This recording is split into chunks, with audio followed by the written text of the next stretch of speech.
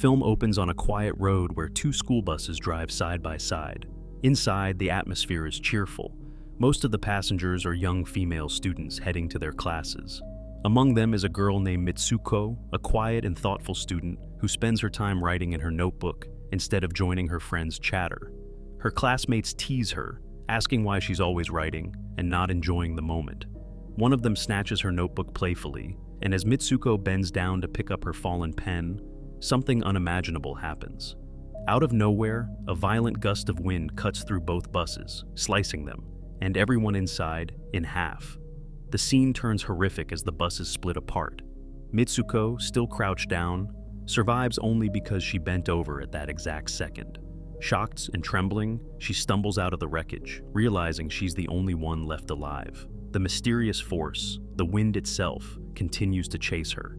Terrified, Mitsuko begins to run. Along the way, she encounters a few other girls and warns them to duck, but the same invisible gust tears them apart before they can react.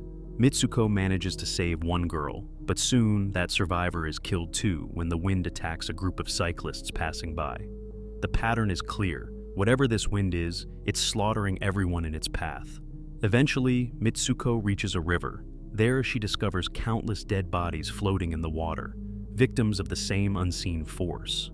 Horrified, she changes into one of their uniforms to disguise herself and keeps walking. Soon, she arrives at another girls' school, filled with students wearing uniforms different from her own. Confused, Mitsuko wonders where she is. A girl approaches her warmly. It's apparently Mitsuko's best friend, but Mitsuko doesn't recognize her.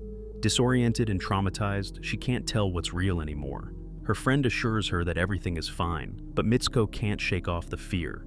As another strong wind blows, Mitsuko runs inside the school building. Her friend follows, trying to calm her down.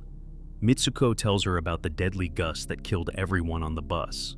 Her friend laughs nervously, pulling Mitsuko toward a window and letting her feel the gentle breeze outside. "See? It's just air," she says.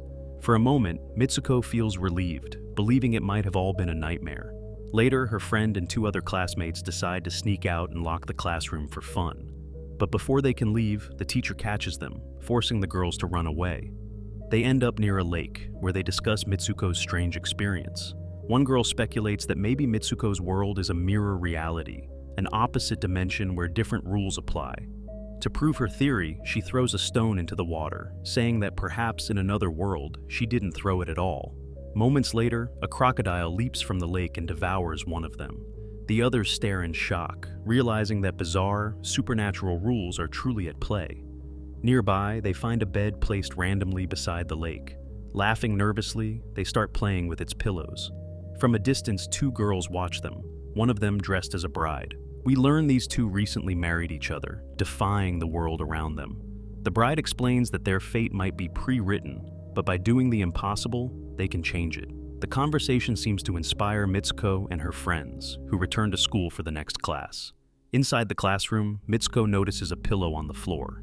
As she bends down to pick it up, the teacher suddenly pulls out a gun and opens fire. Chaos erupts. Mitsuko ducks, again surviving by chance, while all the other students are killed instantly. The teacher accuses Mitsuko of trying to close the class, declaring that her death is inevitable. Before she can shoot again, two girls rush in and help Mitsuko escape. They run through the corridors, but another teacher appears and guns down the rescuers.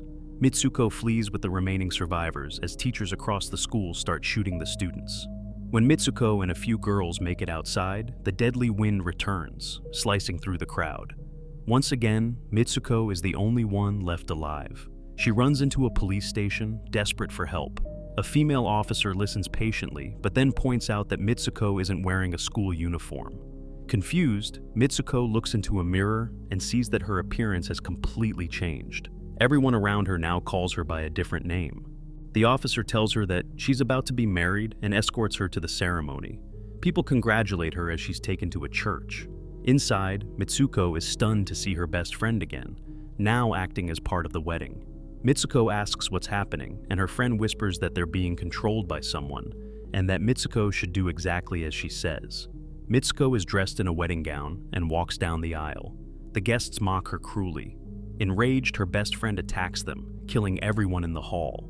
Mitsuko approaches the altar, only to find that instead of a groom, there's a coffin waiting for her. When it opens, a huge pig-headed creature crawls out. Terrified, Mitsuko grabs a broken bottle and stabs it repeatedly before fleeing the church with her friend. Outside, they fight off more pursuers and escape. Mitsuko keeps running until she finds another mirror, and once again, her identity changes. Now, she's part of a marathon race. Other runners cheer her on, telling her she's one of the best and urging her to keep running. As she sprints, Mitsuko feels a strange surge of energy and determination. She sees visions of her dead friends, watching her from the sidelines. Then, the pig creature and the same women from the church appear ahead, chasing her down. Several runners shout for Mitsuko to leave this world, and she runs harder than ever before. Eventually, she reaches a dark, deserted area where she encounters a group of students in uniform. They tell her that they're already dead and threaten to kill her too. But Mitsuko's best friend appears once more, kills the hostile student, and tells Mitsuko to run. She urges Mitsuko to call out her name loudly. As Mitsuko shouts her own name repeatedly, her true self seems to awaken. Her friend then shows her a wire connected to her body and begs Mitsuko to pull it out so she can escape this world. Mitsuko hesitates, fearing it will kill her friend. But with no other choice, she finally pulls the wire. Instantly, her friend's body splits in two. In that moment, a doorway appears. Mitsuko walks through it and finds herself in a strange, futuristic city full of men. Posters of her image are plastered everywhere. A man approaches and tells her, "You're in the future now." Mitsuko faints. When she regains consciousness, she sees an old man playing a video game. On the screen, Mitsuko recognizes herself as a digital character. The man admits that he created the game and that he's the one controlling her life. He says Mitsuko and the other girls were once real, but he reconstructed them using their DNA after they died. Horrified, Mitsuko realizes that her entire existence has been nothing but a simulation. Remembering her friend's words, that doing the impossible could set her free, Mitsuko decides to fight back. The old man tells her this is the final level of the game. As she moves toward him, a younger man appears, beckoning her forward. Instead of obeying, Mitsuko grabs the old man's cane and stabs herself with it, shouting, "Stop playing with our lives!" Her sudden act breaks the system. The old man is stunned. Mitsuko's sacrifice changes her fate completely. Though she dies inside the game, she frees herself, and others, from its control. In the closing scenes, we see Mitsuko lying peacefully in a snowy landscape, finally back in her real world. The narration concludes that Mitsuko's choice ended the endless cycle of suffering. The other characters, too, find release from their artificial reality, and with that, this mind-bending, reality-twisting story comes to an end. If you enjoyed this explanation and want more such movie breakdowns, make sure to comment next below. Thanks for watching.